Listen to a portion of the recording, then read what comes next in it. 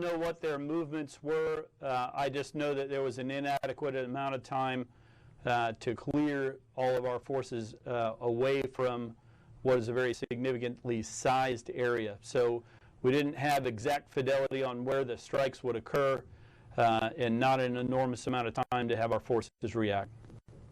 And was there any effort by the part of the coalition to warn, once that warning was communicated by the Turkish troops, was there any movement to notify the SDF partners of this impending strike within that hour window?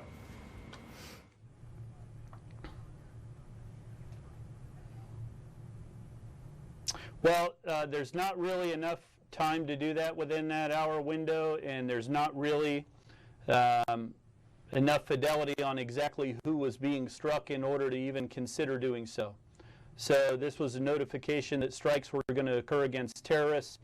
You know, NATO ally, you know, Turkey is a NATO ally. So that there's not really enough information there for us to know exactly who was being struck or exactly where the strikes were going to occur.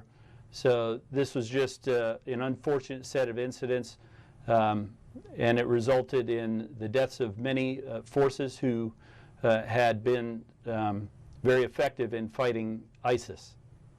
And on a separate note, last week we talked a little bit with about the chemical weapons attack that had been done on some Iraqi security forces and some of the U.S. and Australian advisors nearby. Is there any update on that, on what kind of chemical weapon was used in that attack, and whether or not any coalition service members were exposed? Your office wardens. At this time, all personnel secure all classified material and remain in your office spaces. Do not attempt. I don't know if you can hear all this, but it's a near-deafening exercise that's going to be done here, and I need to just take a quick pause while we finish that. Sorry about that. Okay, team, I was getting in both ears. Or can I have them repeat the question, or are we going to keep announcing stuff? We can see you duck and cover. Question again, and we'll see whether we can get it answered for you. I apologize for that. Colonel, totally understand. Thank you for fielding the question. We talked a little bit about the chemical weapons, series of chemical weapons attacks by ISIS against Iraqi troops and U.S. advisors and Australian advisors nearby last week. Is there any update on what kind of chemical weapons were used in those attacks and whether or not any coalition forces were exposed?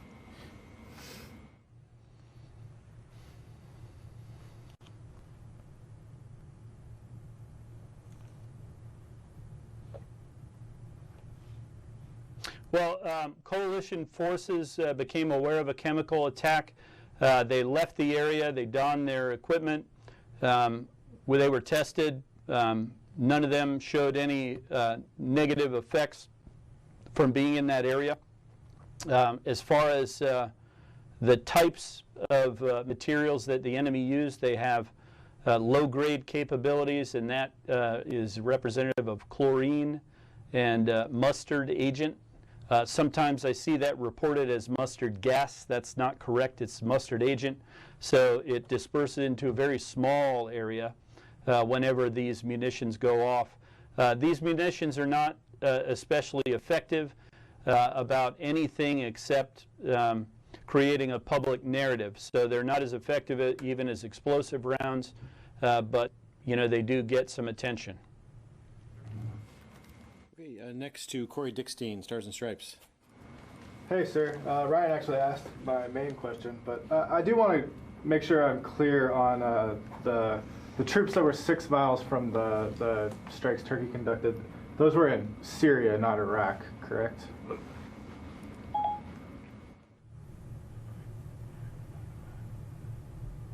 That's correct. And then can you talk a little bit about the isolation effort around Raqqa? How much is left to do to encircle that city? Is ultimately encircling the entire city? Is that the plan? And I guess that's it.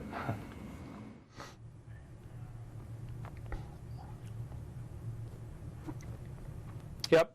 More than 8,000 square kilometers have been cleared by our partner force, the Syrian Democratic Forces and the Syrian Arab Coalition, as they begin isolating Raqqa. So they have them largely isolated to the north, to the east, and to the west. Some significant clearing operations still have to occur in Tabqa City. That is west of Raqqa. Once that area, which has been a big staging area for ISIS, it's also a place with their main prison and a significant number of fighters, maybe somewhere on the order of 700 or so. Once that area is cleared, and then of course the dam is there, which is a source of hydroelectric power that's the largest dam in Syria.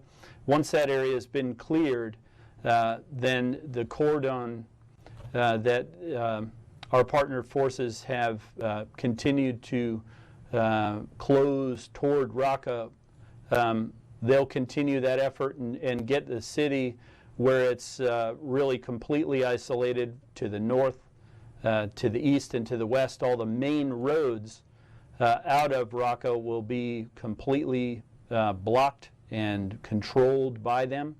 There is very harsh and difficult terrain to the south, and of course this is not a very hospitable area for anybody that wants to try to get out of there. We'll continue working with partnered forces to disrupt what few enemy would try to go into that area. So the city will be completely isolated, and then at a time of our partner forces choosing, they'll move in and liberate the city as they've done in many other areas. Go ahead.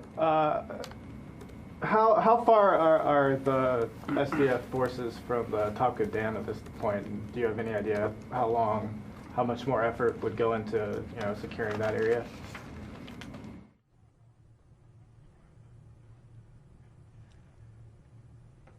Yeah, just a few kilometers, I believe. I don't have the exact number, but they're very, very close. Okay, another pause. Sorry. This is a drill for the Marine Guards only. Please do not react. I say again, this is a drill for the Marine Guards only. Please do not react.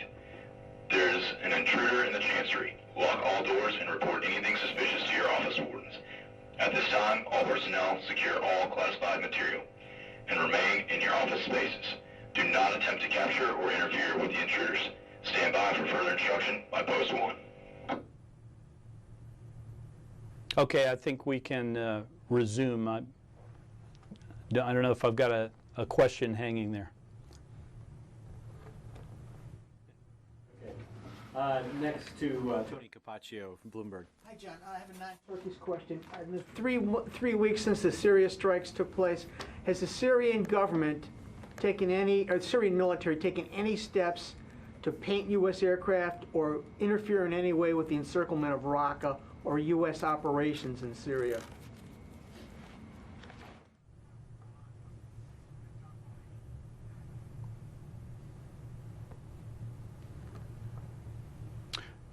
No, I've not observed any. I don't believe so. Our aircraft are very capable. We've got F-22s and other very capable aircraft flying over Syria at all times.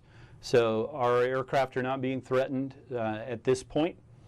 And we haven't seen anything that's we would characterize as an attempt to disrupt our partnered forces from trying to isolate Raqqa. Well, you mentioned it. The price of the F-22 is still of interest to a lot of people. What is it performing over there? It's a stealthy airplane. What kind of missions is it performing in the support of the Mosul and Raqqa operations?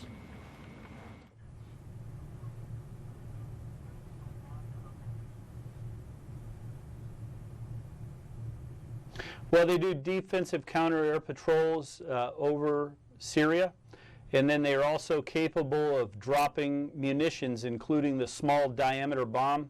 These are very important weapons, especially when you get into dense urban terrain, because it's a 250-pound weapon, much smaller, and it can be delivered with precision to create precision effects and destroy targets to make the way for our partnered forces advance, or to take out enemy leadership targets or targets that have to be struck with precision. So it's a very important capability, and it's one that's doing its job here, in Iraq and Syria. And one other aircraft question. There's been more concern voiced by the Army about the use of drones in general against U.S. forces in the future. Can you give us a sense of how ISIL is using drones in the last 5 or 6 months in the Mosul operation and to counter shaping operations in Raqqa?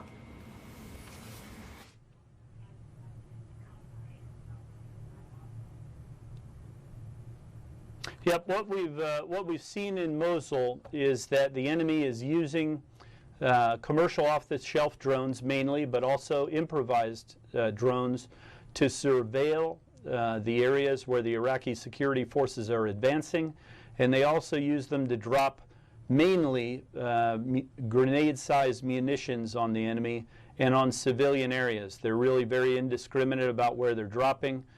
These are not really strategic capabilities. They're not game changers. It's not going to stop what's happening on the battlefield, which is them losing, being pushed out of areas, and getting killed. But it does present a tremendous amount of danger to people on the ground when we see these. The enemy has used them sometimes where multiple drones have been used at one time. Of course, that is a capability that certainly will get attention and require the Iraqi security forces to take measures to put a stop to that. Most recently, though, we've been able to provide some capabilities on the battlefield to disrupt that. So that's electronic warfare capabilities, and then, of course, the enemy, is really limited in their technical expertise. So we've got these electronic warfare capabilities. We can't go into a tremendous amount of detail about exactly how that's going to work, but we can move capabilities where they need to be in order to stop the enemy from being more effective. We've seen a lot fewer munition drops recently, although occasionally we still do see that. But one of the things that's kind of an interesting conundrum for the enemy is we have the ability to disrupt them when they want to use these. The Iraqi security forces have turned the tables and begun to use them as well. The enemy has no such capability other than to fire at the Iraqi security forces drones, and the Iraqis are seeing some success against the enemy in using these capabilities to take out snipers, to take out improvised explosive, vehicle-borne improvised explosive devices that are parked, and to just sort of terrorize them. So that's kind of the state of play with regard to enemy use of drones and then the Iraqis' use of drones as well. One quick follow-up. Have these counter technologies been rushed to Iraq over the last 5 or 6 months as part of these joint urgent requirements?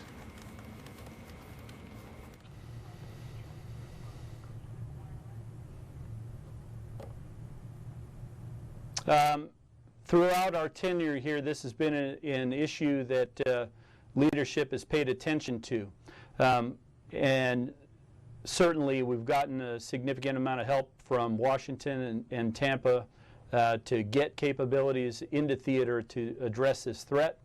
Again, all along, everyone recognized that this is not going to change the outcome of the battle. The enemy has been going backwards for more than 2 years. They're not going to be able to stop the Iraqi security forces. The coalition is going to continue to hammer them with air and artillery strikes until they are completely and totally defeated in Mosul and other places around Iraq. But that's not a problem that we're just going to leave the enemy to do what they want to do. We're going to take their ability to disrupt any kind of operation or to harm people away.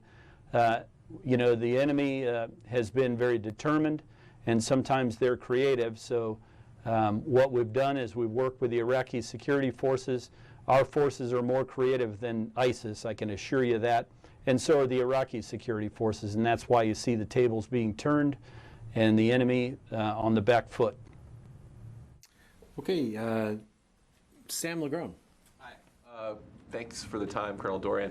I just want to check on the status of the deconfliction agreement, the MOU with the Russians. Russian state media yesterday reported that they had reaffirmed, or Russia had reaffirmed the tenets of the 2015 MOU, and I was just checking to see with y'all what that current status is. Thank you.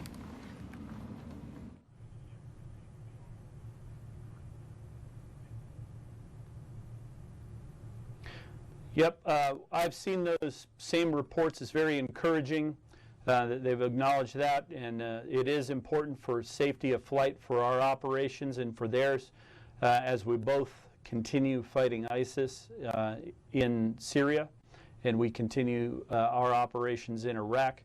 That operation, you know, the Deconfliction Line is indeed, it has been working really nonstop.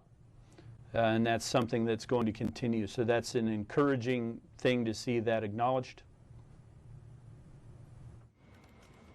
Great. Ma'am in the back. G with Al Jazeera English. The Syrian Observatory for Human Rights is reporting that in the last 48 hours, at least 16 civilians were killed in coalition airstrikes in the Raqqa countryside. Have you seen those reports, and could you comment on that?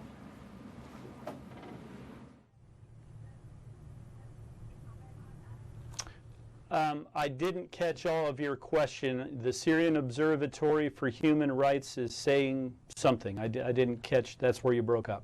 Saying that in the last 48 hours, at least 16 civilians were killed in coalition airstrikes in the Raqqa countryside. Have you seen those reports, and could you comment on them?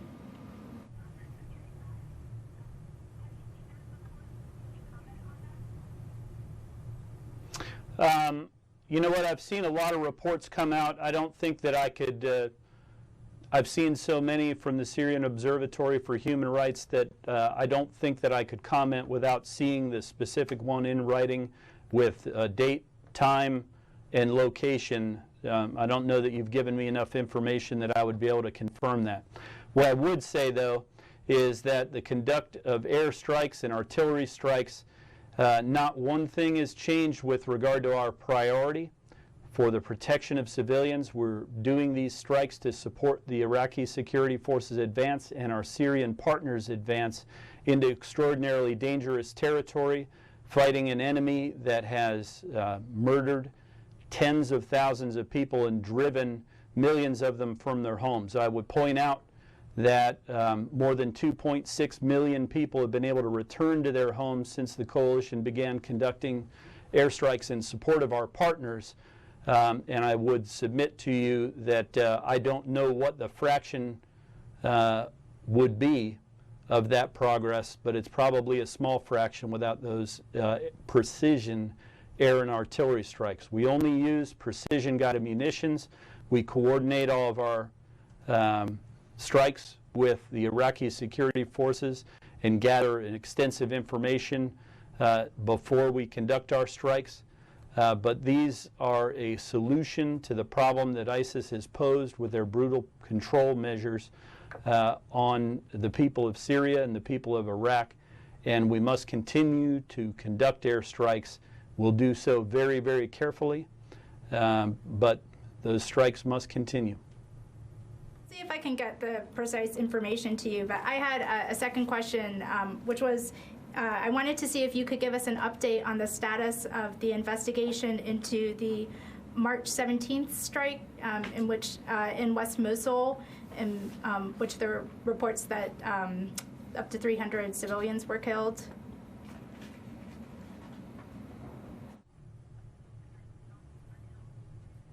Yep, we are going to release a report on that strike. That'll be done once it's complete and coordinated with all the appropriate parties and agencies. Certainly we'll want to make sure that we've dotted all our I's and crossed all our T's.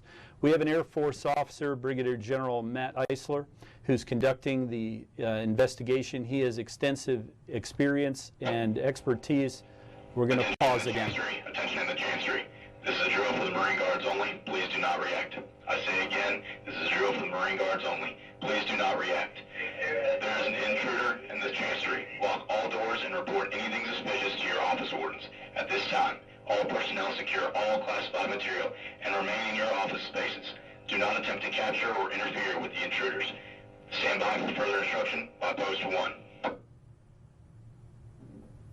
Okay. So General Eisler is in the process of finishing up his report on that, and then it'll be coordinated. What I can tell you is that he visited the site. He's interviewed many, many witnesses. He's done engineering work with our subject matter experts in structures. He's worked closely with our munitions people to understand what effects the munitions that were used in that area should have created. And he's worked with our intelligence experts to review the surveillance footage that we have available on this. All those things have been done, and we're going to make sure that it's a very thorough inspection. We will release it. We just don't have the exact timing on that. That's something that we'll owe you as a due out. Will Brigadier General Eisler be available then for questions once the report is published?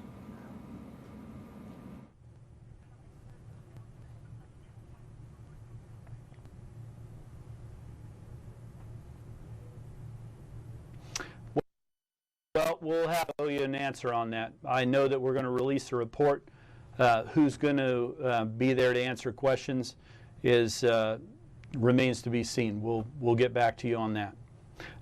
You know, I would point out that more extensive efforts to avoid civilian casualties than have ever been done by any coalition in history are being employed over Syria and Iraq, and none of that has changed. This is a very unfortunate incident, but it's certainly not the types of effects that we hope to achieve. But the fact remains that there has never been a coalition that's worked more closely with partners and employed more resources and done more to avoid civilian casualties than is being done now. One of the things that's very important to understand is that even with the very best technology ever employed, even with the most robust procedures employed, even with the very best of intentions and the highest level of efforts, and that's what we put into this, the people that are involved in this are not perfect, nor is the technology. It's the best that has ever been employed, but perfection is probably an unachievable goal for all of us. Our very best effort is what we seek to achieve, and whenever there's an unfortunate incident of this nature, it's heartbreaking, and we will dig into it deeply to try to figure out what could have been done better, if anything, and to take steps to mitigate the risks. That is what we can and will do. But our partners are counting on us to provide air and artillery support. We believe that we have saved many of their lives as they take this very, very dangerous and difficult task of digging into a very entrenched enemy and dislodging them from Iraq's second most populous city and other areas around Iraq and Syria. So this is something that we have to continue. We're going to continue to work on this, and we will be very transparent as we have